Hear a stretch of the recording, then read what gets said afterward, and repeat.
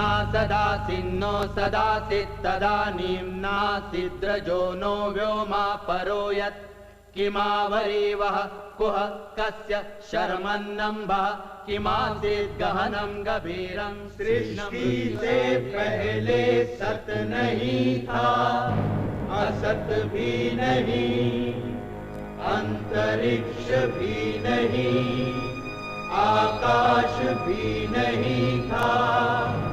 छिपा था क्या, कहाँ, किसने ढका था? उस पल तो अगम अतल जल भी कहाँ था।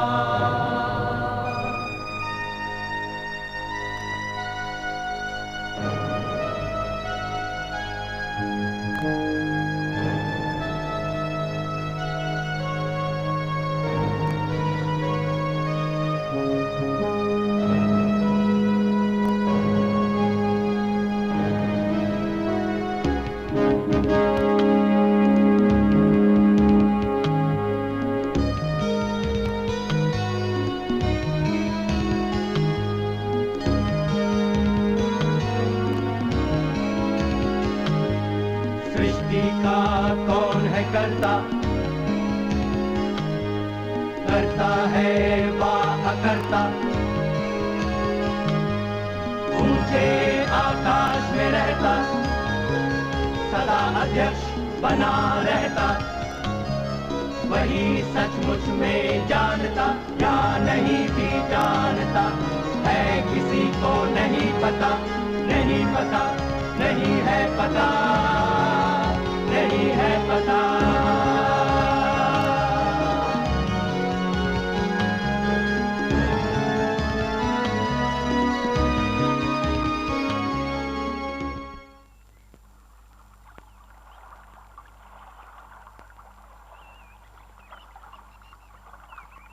एक अरसे तक आर्य लोग हिंदुस्तान के उत्तर में अफगानिस्तान तक ही महदूद रहे, जिसे वो ब्रह्मवर्त कहते थे। बाद में जब वो गंगा और यमुना के मैदानों में आकर बस गए, तब अपने इस नए वतन को आर्यवर्त कहने लगे। पुराने जमाने की तमाम तहजीबों की तरह आर्य भी नदियों के किनारे ही आकर बसे। विदेख माधव चला अग्नि वैश्वानर को जब मुख में लेकर चला जलाता सरस्वती के पूर्वी तट के सभी चराचर भस्म वनस्पति प्राणी जगत भी सूखी सरिता रही रेत भर बहती रही सदा नीराही, उत्तर में हिम पर्वत ऊपर नहीं बढ़ सके थे ब्राह्मण भी उस नदिया को कभी पार कर फैला हुआ सदा नीरा के पूर्वी तट पर गहरा दलदल, स्वाद नहीं अब तक खा पाया वैश्वानर ने धरती ऊसर।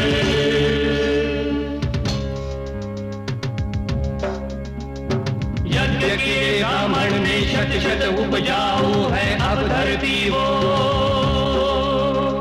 शीतल जल को लेकर बहती तपे दिनों में भी सरिता वो, पूर्व दिशा में रहता माधव अग्निदेव की अनुमति लेकर,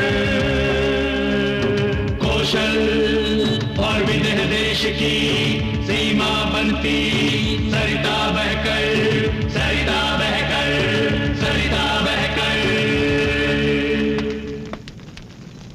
उत्तर ऋग्वेद काल की आबादी पशुपालक वैदिक लोगों, किसानों और आदिम कबीलों का मिला जुला रूप थी।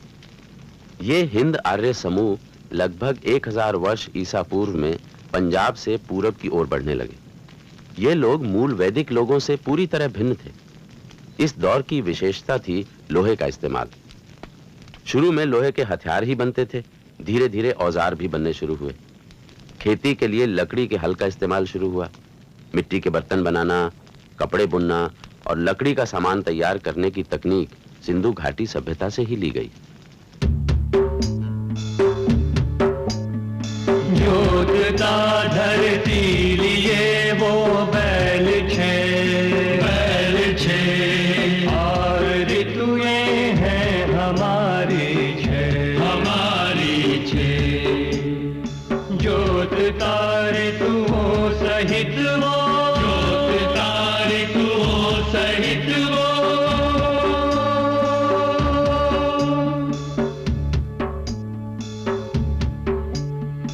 जोतता है बैल ले बारह जोतता है वर्ष के संग वो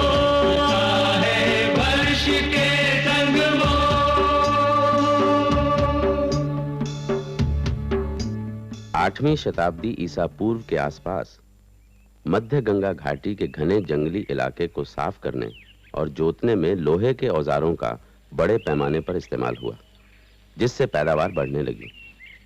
यहां तक कि खपत से ज्यादा उत्पादन होने लगा, जिसके आधार पर ग्रामीण बस्तियों और नगरों की स्थापना हुई। ये अतिरिक्त उत्पादन एक ऐसे सामाजिक स्वरूप में ही संभव था जिसमें बड़े पैमाने पर श्रम उपलब्ध हो सके। नए समाज में एक गुलाम शूद्र वर्ग वजूद में आया और ब्राह्मण, राजन्य, वैश्य और शूद्र, ये चार वर्ग या वर्ण समाज में उभरने लगे। आदि पुरुष के यज्ञ में पुरुष की हवि की देवताओं ने की धारणा, घृत हुआ वसंत, ग्रीष्म ईंधन, हवि की शरद ऋतु में की कल्पना। पुरुष को बांटा देवों ने कितने अंशों में, मुख था कौन, भुजाएं थी कौन, जंघाएं कौन, चरण था कौन। पुरुष के मुख से ब्राह्मण, बाहु से क्षत्रिय, जंघा से वैश्य और चरणों से शूद्र निकला था। इस तरह भारत में वर्ण व्यवस्था की शुरुआत हुई, जो शूद्रों की श्रम शक्ति पर आधारित थी। उसी दौर में यूनान और मिस्र में दास प्रथा का विकास हुआ, मगर शूद्रों को यूनानी गुलामों पर होने वाले अत्याचार का सामना नहीं करना पड़ा। शुरू में शूद्र कबीले का हिस्सा थे और वो कबायली समारोहों में भाग ले सकते थे, लेकिन बाद में जब नगरों का विकास होने लगा, तब शूद्रों के ऊपर कई तरह के अंकुश लगा दिए गए। रामायण में राम ने शूद्र शंबूक को तप करने के अपराध में मृत्यु दंड दे दिया था। इस कथा से राम की क्रूरता का नहीं, बल्कि उस दौर के ब्राह्मणों की स्वार्थपूर्ण भावना का प्रदर्शन होता है, जिसके आधार पर इस कथा को बाद में रामायण में जोड़ा गया। तू तो अभी बच्चा था, तूने तो 14 वसंत भी नहीं देखे। देख देख तो तेरी माँ का हृदय चूर चूर हुआ जाता है, तुझको खोकर वो भी नहीं जीना चाहती है। मेरा बेटा सब ही अकाल के मुंह में चला गया। प्रतापी राजा राम, क्या तुम्हारे राज्य में ऐसा ही होगा? राम, हाँ राम ही है दोषी। यदि उनके सिंहासन पर बैठने से एक अबोध बालक की मृत्यु हो सकती है। महाराज को दोष क्यों देती है ब्राह्मणी? अरे ये तो तेरा अपना कर्म है। अपना कर्म? हाय मैं क्या करूं, कहां जाऊं? भगवान ही जानता है। मैंने कभी अपने मुंह से असत्य वचन नहीं कहे, कभी किसी पशु का वध नहीं किया, कभी किसी मनुष्य को दुख नहीं पहुंचाया। ओ राजा राम, हमारे पुत्र के प्राणों को वापस लौटा दो, वापस लौटा दो। नहीं तो हम तेरे ही राज दरबार के सामने अपने प्राण दे देंगे। हम ब्राह्मणों की हत्या का पाप तुझे ही लगेगा। यदि ब्रह्म हत्या करके तुम सुख से जी सको तो हे राजा राम, भगवान तुम्हें लंबी आयु दे, तुम अपने भाइयों के साथ सुख से जियो। अपने आप को इक्ष्वाकु वंश की महान शासक समझने वाले हो राजा राम, सुन लो, जिस राज्य में अबोध बालकों के प्राणों की सुरक्षा नहीं है, वहाँ की प्रजा कभी सुरक्षित नहीं रह सकती। जब कोई राजा अपने कर्तव्य पालन में असफल होता है, तभी ऐसी घटित घटनाएं होती हैं। पाप बढ़ता है, अकाल मृत्यु होती है, चारों ओर अव्यवस्था फैल जाती है। इस ब्राह्मण ने जो आरोप लगाया है, उस विषय पर मैं आपसे सलाह चाहता हूं। लगता है मेरे ही किसी अपराध के कारण उसके पुत्र की मृत्यु हुई है। महाराज, पहले उस बालक की अकस्मात मृत्यु का कारण सुने, उसके पश्चात जो आप उचित समझे वो करें। मैं आपके परामर्श की प्रतीक्षा कर रहा हूं देवर्षि। हे यशस्वी महाराज, सतयुग में केवल ब्राह्मण ही तप करके उसके फलों को प्राप्त कर सकते थे। उस युग में अकाल मृत्यु नहीं होती थी, केवल ज्ञानी ही शासक होते थे। त्रेता युग के अवतरित होने पर 4 वर्णों का निर्माण हुआ। ब्राह्मणों के साथ साथ क्षत्रियों को भी तप करने का अधिकार मिल गया। वैश्य व्यापार करते थे और शूद्र इन तीनों वर्णों की सेवा करके अपना जीवन व्यतीत करते थे। इस प्रकार सभी वर्ण विधिवत स्वधर्म का पालन करते थे। द्वापर युग के आने पर जब अधर्म बहुत बढ़ गया, तब वैश्यों को भी तप करने का अधिकार मिल गया। किंतु शूद्रों के लिए इस युग में भी तप करना सर्वथा वर्जित था। राजन, केवल कलयुग में यह संभव है कि शूद्र तप कर सकें।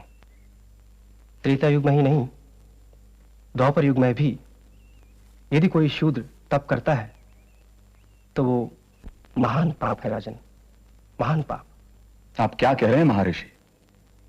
क्या हमारे राज्य में ऐसी कोई तपस्या की जा रही है? हां भूपति, उच्चता प्राप्त करने की इच्छा से एक शूद्र शंभुक ने तप करने का साहस किया है। उसे निश्चय ही मृत्युदंड मिलना चाहिए। यदि कोई मोक्ष पाने के लिए तप कर रहा है तो उसे मृत्युदंड कैसे दिया जा सकता है महामुनि? महाराज, आपने रावण को भी तो मृत्युदंड दिया था। क्या वो एक महान तपस्वी नहीं था? हाँ, किंतु वो एक महापापी भी तो था। फिर भी वो एक ब्राह्मण था और ये तो एक शूद्र है, और इसका इस युग में तप करना ही उसके मृत्युदंड का एक बहुत बड़ा कारण है। महाराज,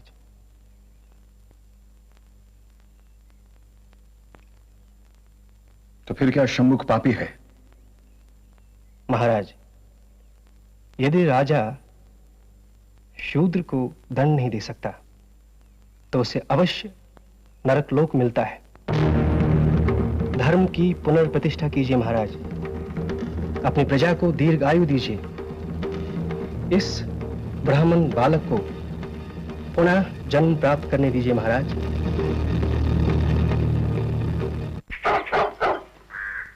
किसान समुदायों में आदिम शिकारी और अन्य बटोर कबीले बड़ी तादाद में शामिल किए गए, लेकिन उन्हें वर्ण व्यवस्था के बाहर सस्ते गुलाम मजदूरों की तरह रखा गया। गुरुदेव, कुत्ते ने भूखना बंद कर दिया। उधर कोई है जो हमारे शिकारी कुत्ते पर बाण छोड़ रहा है? अवश्य इन जंगलों में रहने वाला कोई निषाद होगा। चलो चलकर देखते हैं। सबसे पहले की अछूत जातियों में थे 2 शिकारी कबीले, चांडाल और निषाद। महाभारत की एकलव्य की कहानी में उत्तर वैदिक काल में ऐसे कबीलों के प्रति व्याप्त रवैये की झलक मिलती है।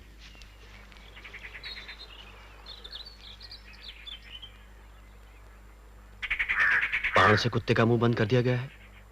धनुर्विद्या का ऐसा चमत्कार ऐसा कौन कर सकता है? चलो आगे चलकर देखते हैं।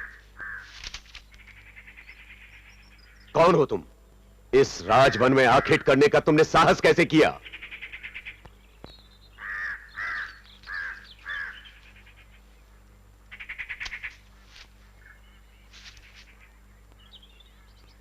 गुरुदेव, मुझे आपका आशीर्वाद चाहिए। मुझे गुरुदेव कहने वाले, मुझसे आशीर्वाद चाहने वाले तुम हो कौन? इससे पहले तो मैंने तुम्हें कभी नहीं देखा। गुरुदेव, मैं एकलव्य नाम का एक निषाद हूं। अपने ही कबीले के सरदार व्याधराज का पुत्र हूं मैं। गुरुदेव, आपने मुझे पहचाना नहीं? मैं आपसे पहले भी मिल चुका हूं। 10 वर्ष पहले मैं आपके पास शिष्य बनने आया था। तब आपने मेरी प्रार्थना को ठुकरा दिया था। ठीक ही किया था मैंने, क्योंकि मैं केवल ब्राह्मणों और क्षत्रियों को ही शिक्षा देता हूं, तुम जैसे निम्न वर्ग में पले हुए व्यक्ति को नहीं। गुरुदेव, यदि मैं निम्न वर्ग में पैदा हुआ हूं तो इसमें मैं क्या कर सकता था? मेरे पास चुनाव की कोई सुविधा थी क्या? गुरुदेव, मेरी प्रतिभा और कुशलता का कोई मूल्य नहीं। मनुष्य यदि अनचाही व्यवस्था में जन्म लेता है तो यह उसका भाग्य है, तुम्हें उसे स्वीकार करना चाहिए। परंतु तुमने इतनी विद्या सीखी कहां से? इतनी विद्या तो मेरे प्रिय शिष्य अर्जुन को भी नहीं आती। गुरुदेव, यह सब आप ही की कृपा है। मेरी कृपा? जी हां। आइए, आप स्वयं चल कर देख लीजिए।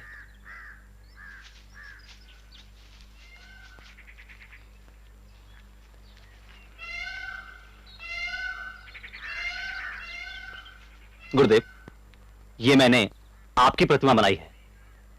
इसी से मुझे प्रेरणा मिलती रही। गुरु के बिना भी इतना ज्ञान, तुम धन्य हो एकलव्य। राजकुमार, आज मैं जो कुछ भी हूं गुरुजी की कृपा से हूं। गुरुजी, मेरी इच्छा है आप मुझसे गुरुदक्षिणा मांगिए। परंतु क्यों? मैंने तुम्हें दिया ही क्या है? गुरुजी, मुझे इस तरह से ठुकराइए नहीं।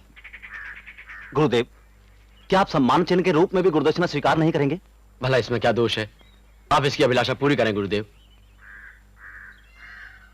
अच्छा, तुम आग्रह करते हो तो, परंतु तुम दे नहीं पाओगे। क्यों नहीं दे पाऊंगा गुरुदेव? आप आज्ञा तो कीजिए। रहने दो, तुम दे नहीं सकोगे। क्यों नहीं दे पाऊंगा गुरुदेव? गुरुदेव, मैं कौरवों या पांडवों सा पुत्र बेशक ना हूं, लेकिन व्याधराज का पुत्र हूं मैं। आप कहें तो अपनी पूरी संपत्ति आपके चरणों में रख दूं। नहीं, धन नहीं चाहिए मुझे। तो फिर?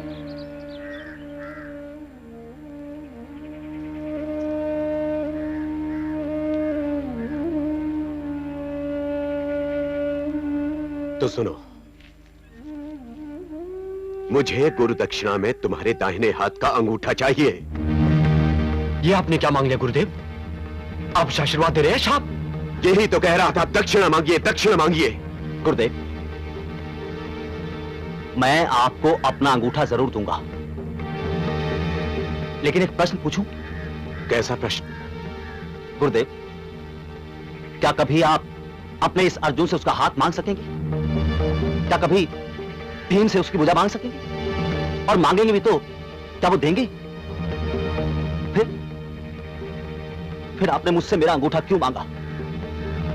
गुरुदेव, क्या आप अपने ही हाथों अपने शिष्य की हत्या नहीं कर रहे? ठीक है, तो मत दो और चलते बनो। नहीं नहीं गुरुदेव, नहीं, मैं आपको गुरु दक्षिणा अवश्य दूंगा।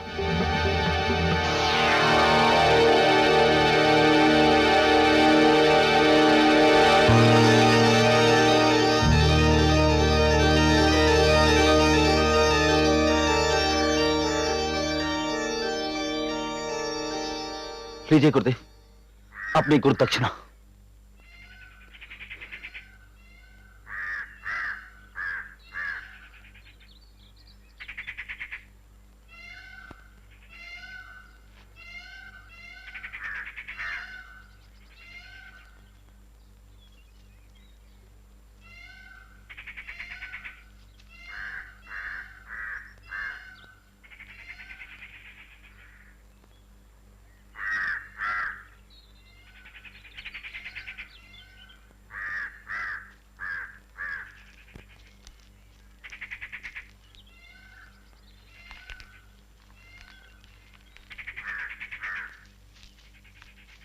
ये क्रूरता क्यों गुरुदेव? धर्म की व्यवस्था के लिए। क्या तुम नहीं जानते कि शूद्रों और वनवासियों को धनुर्विद्या नहीं सीखने दी जा सकती? क्योंकि यदि वनवासियों ने युद्ध कला सीख ली तो क्या वे क्षत्रियों की तरह शक्तिशाली होने की आकांक्षा नहीं करने लगेंगे? उस वनवासी का अंगूठा छीनकर मैंने इन संभावनाओं को हमेशा के लिए समाप्त कर दिया है। पर यह अन्याय है गुरुदेव। यदि उस वनवासी को योद्धा बनने की अनुमति दे दी जाती तो अवश्य वो एक दिन तुम्हारा प्रतियोगी हो सकता था। मगर आपकी सहायता से मैं सीख सकता था कि उसे कैसे हराया जाए। नहीं अर्जुन, तुम उसके सामने नहीं ठहर सकते थे। तो क्या इसीलिए आपने? हाँ, क्योंकि मैंने तुम्हें वचन दिया था कि तुम इस युग के सबसे बड़े योद्धा, सबसे बड़े धनुर्धर होगे, और आज मैंने अपना वो वचन पूरा किया है। नहीं गुरुवर, क्योंकि आज संसार के सबसे बड़े धनुर्धर को मैं अपनी आंखों से देख चुका हूं। अब जब कभी भी मुझे संसार का कोई सबसे बड़ा धनुर्धर कहेगा, तो उस समय एकलव्य का अंगूठा विहीन दाहिना हाथ मेरी खिल्ली उड़ाएगा।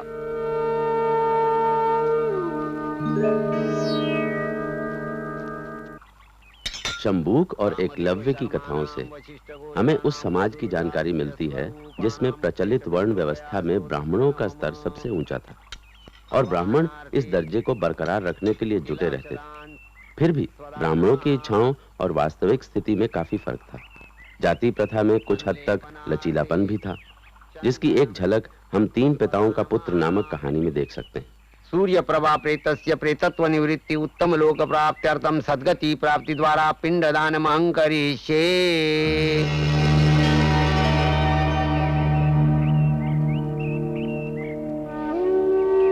किस हाथ में पिंड सौंपूं?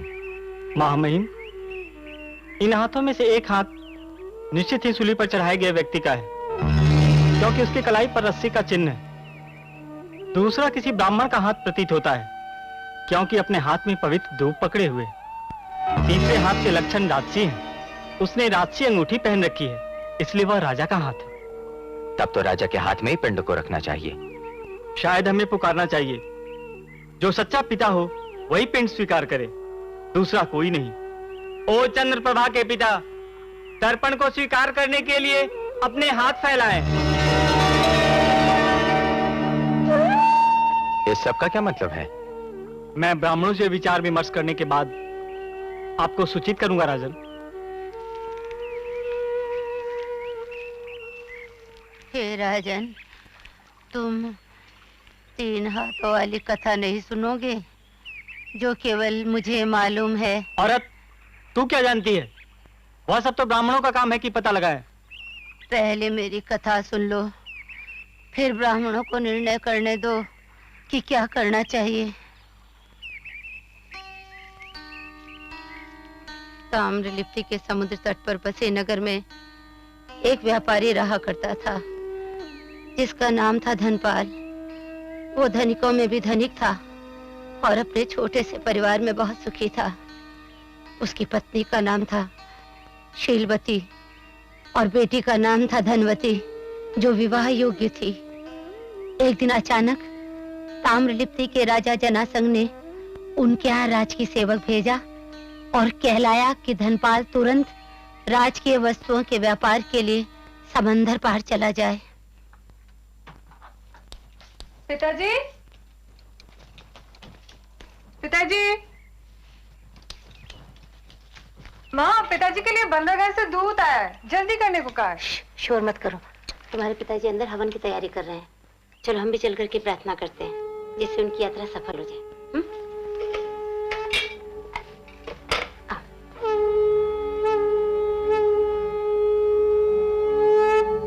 वणिज इंद्र है, आओ बिनती है नायक बन आओ। बधिक लुटेरो, जानवरों को हमारे पंथ से हटाओ। हमको धन दिलाओ, धन दिलाओ। धरती आसमान के बीच बिछे पंथों पर दूध और घी की नदियां बहाओ। वणिज का लाभ दिलाओ, लाभ दिलाओ। हमें मूल धन पर विपुल लाभ हो, लाभ हो क्रय में विक्रय में भी लाभ हो। धन कभी न्यून नहीं हो, प्रतियोगिता भी लाभ कर हो। हे अग्नि, ये हवन सिद्ध हो, हमारे लाभ नाशकों का नाश हो, नाश हो, विनाश हो।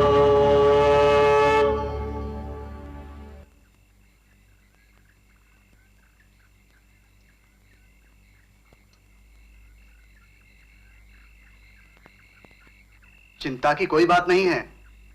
मैं धनवती बिटिया के ब्याह से पहले जरूर लौट आऊंगा, और अगर मेरी ये यात्रा सफल रही तो हमारे पास अपार धन होगा। आप राजकीय वस्तुओं का भार अपने ऊपर लेते ही क्यों हैं? वैसे भी समुद्री यात्रा इतनी कठिन होती है, कहीं कुछ हो गया तो? अरे पगली, कुछ नहीं होगा, और इस जोखिम के बदले में ही तो मुझे मुनाफे में ज्यादा हिस्सा मिलेगा। तुम मेरी चिंता बिल्कुल छोड़ दो। धनवती का अच्छी तरह से ख्याल रखना। वैश्य वर्ण में किसान, चरवाहे, दस्तकार और वणिक यानी व्यापारी भी शामिल थे। वैश्य ही मुख्य करदाता थे, जिनके करों, चुंगी और उपहारों के आधार पर ही ब्राह्मण और क्षत्रिय अपनी गुजर बसर करते थे। व्यापारी कभी कभी राजा की तरफ से भी व्यापार किया करते थे, जैसे कि हमारी कहानी का व्यापारी धनपाल।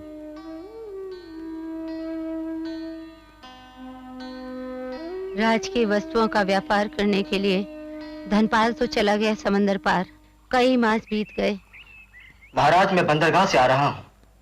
दुखद समाचार है, आपकी पूरी व्यापारिक संपत्ति तूफान में नष्ट हो गई। ये समाचार तुम्हें कैसे मिला? हमारे जलयान के पास एक और जलयान जा रहा था। उसके चालक ने डूबते लोगों में से एक को सहारा दिया। उसी ने उसे तूफान के बारे में बताया, फिर वो वहीं मर गया। हमारे जलयान का एक भी आदमी नहीं बचा महाराज। ये किसका जलयान था? धनपाल का महाराज। ओह, दुष्ट धनपाल ही हमारी हानि का कारण है। उसकी कोई संतान है? केवल एक पुत्री है महाराज। ठीक है, उसकी पूरी संपत्ति पर अधिकार कर लो और उसकी कन्या को हमारे राजमहल में ले आओ। जी। शीलवती, शीलवती,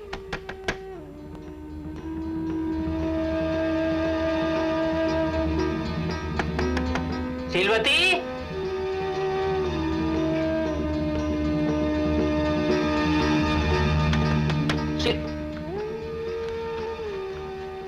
बहन, तुम दक्षिण वाले मार्ग से बाहर निकल जाओ। इस समय वहाँ लोगों का कम आना जाना होता है, तुम्हें छुपने छुपाने की जरूरत नहीं पड़ेगी। बहुत बहुत धन्यवाद भैया इतनी सहायता के लिए। आज तुमने एक विधवा और उसकी बच्ची की जान बचा ली। नहीं नहीं बहन, पड़ोसी मदद के लिए ही तो होते हैं। चलो चलो।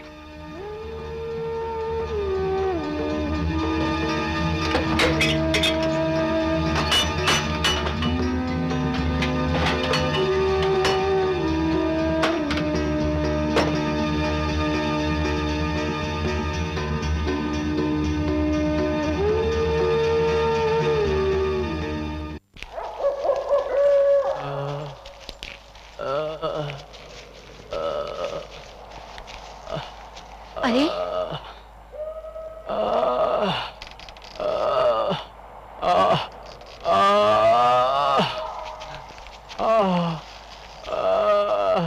ओ भैया, भैया तुम्हारी दशा से कैसे हुई? मुझे देशद्रोह के आरोप में इस राज्य के नीच राजा ने ये दंड दिया है, जबकि मैं सच्चाई के लिए लड़ रहा था। मैंने शूद्र श्रमिकों के एक दल का नेतृत्व किया। वो लोग इस बात के लिए लड़ रहे थे कि उनके साथ पशुओं जैसा व्यवहार ना किया जाए। इस सूली पर भी मुझे मेरी आत्मा मुक्ति नहीं दे रही है। अब भी मुझ में बदला लेने की प्रबल इच्छा है। ऐसा लगता है जैसे भगवान ने तुम्हें मेरी सहायता के लिए ही भेजा है। हम तुम्हारी सहायता कैसे कर सकते हैं? हम तो स्वयं राजा के लोभ के शिकार हैं। मेरी माँ, मेरी प्रार्थना सुन। अपनी अविवाहित कन्या मुझे सौंप दे। ये तुम क्या कह रहे हो? मैं अपनी कन्या को कैसे सौंप सकती हूँ? ये तुम्हारी किस काम आएगी? मेरे मरते समय कोई पुत्र नहीं है। बिना पुत्र के मैं परलोक नहीं जा सकता। ना ही मुझ पर लगाए गए आरोपों का बदला लिया जा सकता है। ये नियोग से एक संतान को जन्म दे सकती है। इसके गर्भ में जो संतान होगी वो मेरी संतान कहलाएगी। बस यही विनती है। जैसा मैं कहता हूं वैसा ही करो। मैं बड़े असमंजस में हूँ। मैं कैसे इसके यौवन को वैधव्य के लिए बलिदान कर दूं? दूर उस पेड़ को देखो, वहां जाकर खुदाई करो। उसके नीचे तुम्हें 3 मणियां मिलेंगी, अमूल्य मणियां। उनमें से एक तुम्हारे लिए है, दूसरी उस आदमी के लिए होगी जिससे मेरी स्त्री गर्भ धारण करेगी, तीसरी उसके लिए जो मेरे पुत्र को युद्ध कला सिखाकर क्षत्रिय के रूप में बड़ा करेगा। तभी इस धरती को उस शापित राजा से मुक्ति मिल सकेगी। लगता है भगवान ने सचमुच मुझे तुम्हारी ही सहायता के लिए भेजा है। मैं स्वयं उस नीच लोभी राजा जनासंग से बदला लेना चाहती हूँ। मैं तुम्हें वचन देती हूँ, जैसा तुमने कहा है वैसा ही करूंगी। मैं अपनी कुंवारी कन्या को तुम्हें सौंपती हूँ। अब मैं शांति से अपने पूर्वजों के पास जा सकता हूँ।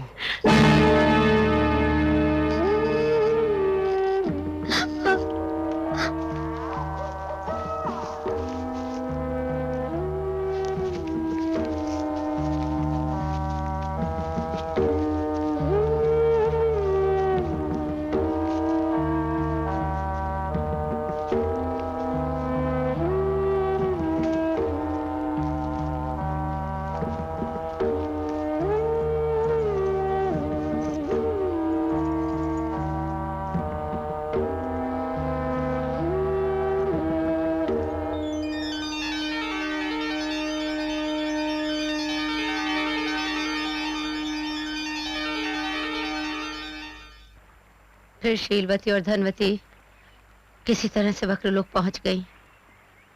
वक्रलोक पहुंचकर वासुदत्त नामक एक ब्राह्मण के यहाँ रहने लगी। कई दिन बीत गए। अचानक शीलवती को उस वचन की याद आई जो उसने अपनी पुत्री के पति को दिया था, यानी उस विद्रोही को जिसे सूली पर चढ़ा दिया गया था। अब शीलवती दिन रात उस दिए हुए वचन को पूरा करने के बारे में सोचने लगी। बहन, बहन। अरे नमस्कार। सब ठीक ठाक है ना? घर पसंद आया? आपकी दया के हम आभारी हैं। सुनिए,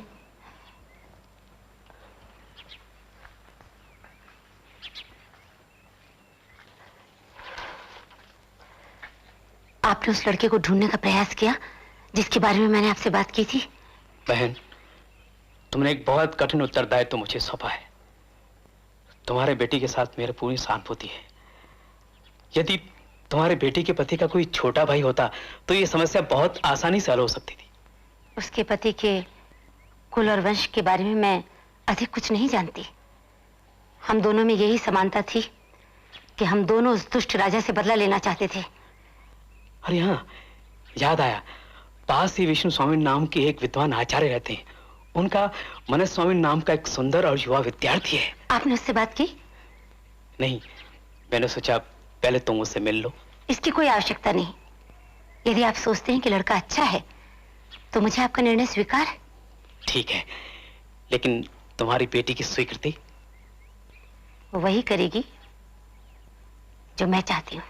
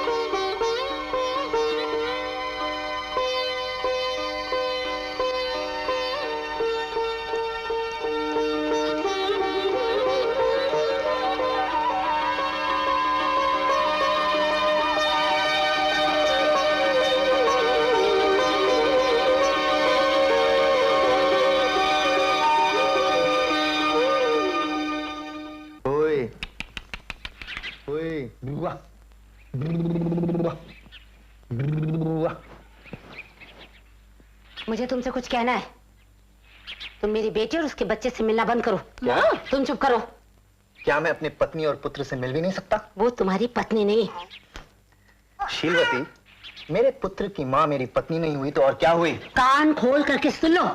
धनवती और उसके बच्चे पर तुम्हारा अधिकार नहीं है। जो काम तुमने किया था उसका मूल्य तुम्हें दिया जा चुका है और तुम्हारे सारे संबंध उसी क्षण समाप्त हो चुके हैं, समझे? माँ, इन्हें इस तरह ना भगाइए। क्या मूल्य चुका देने से मानवीय संबंध समाप्त हो जाते हैं? मैं और अधिक प्रश्न नहीं सुनना चाहती। अब कृपा करके तुम यहाँ से चले जाओ, उठो। मुझे मेरी पत्नी और पुत्र चाहिए। इतनी सरलता से उन्हें नहीं छोड़ूंगा। मैं तुम्हें चेतावनी देती हूँ। माँ, इन्हें यही रहने दीजिए। माँ, हम पे दया कीजिए। धनवती, तुम चिंता मत करो, मैं भी अपने गुरु के पास जाऊंगा। वे अवश्य कोई ना कोई उपाय निकालेंगे। जहाँ जाना चाहते हो जाओ, पर तुरंत यहाँ से जाओ। चलो। माँ,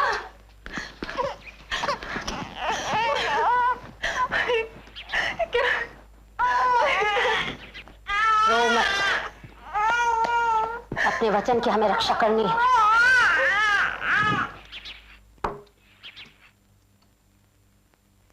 भाई वासुदत्त, भाई वासुदत्त। कौन?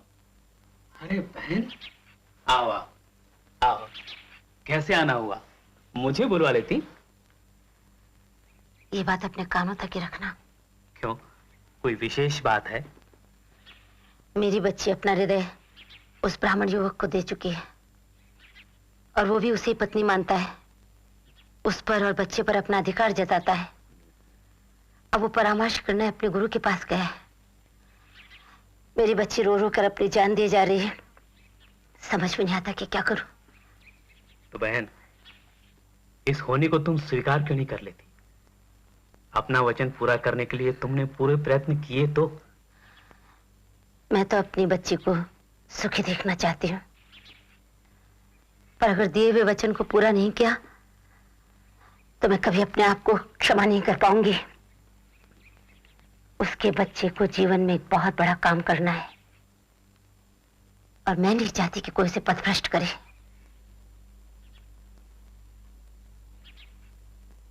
ठीक है, तुम अपना हृदय कठोर कर एक और कार्य करो।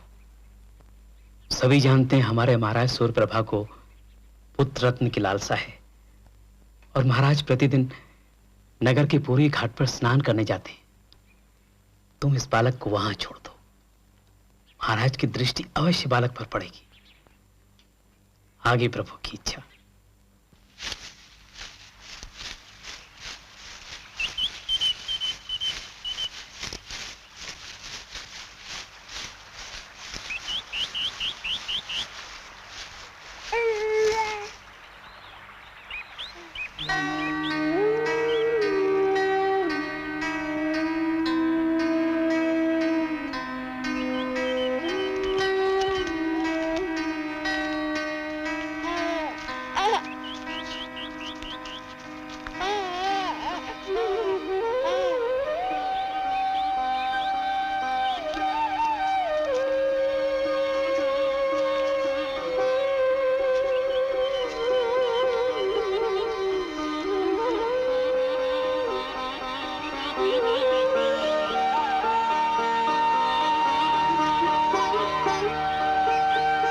कितना सुंदर है ये बालक। दंड, छत्र और पताका जैसे शुभ चिन्हों के साथ सभी कुछ इसके चक्रवर्ती होने की भविष्यवाणी करते हैं। ऐसा लगता है जैसे भगवान शिव ने स्वयं ही मुझे योग्य पुत्र दे दिया है।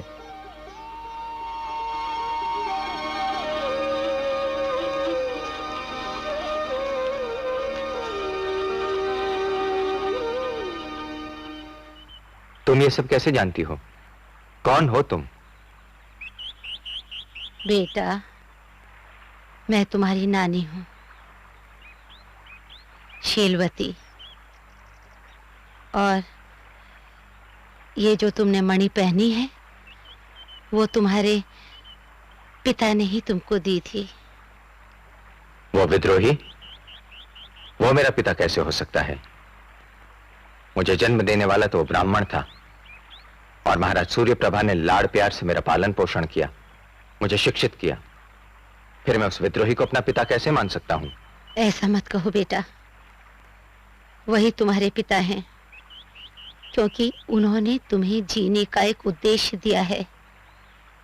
उनकी इच्छा पूरी करो। ताम्रलिप्ति के दुष्ट राजा जनासंध का नाश,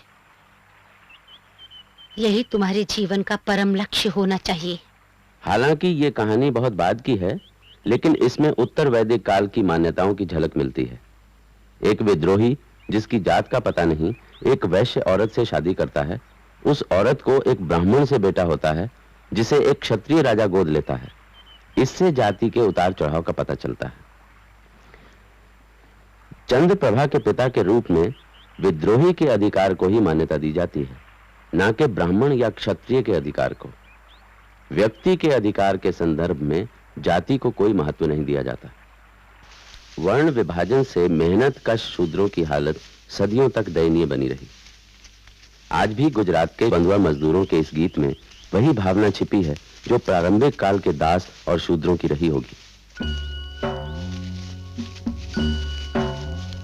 मैं तम में जाता हूँ, मैं तम से आता हूँ, मैं तम में जाता हूँ, मैं तम से आता हूँ। मेरा सारा जीवन अंधियारा, मेरा सारा जीवन अंधियारा, नहीं किरण कोई उजियारा, नहीं किरण कोई उजियारा।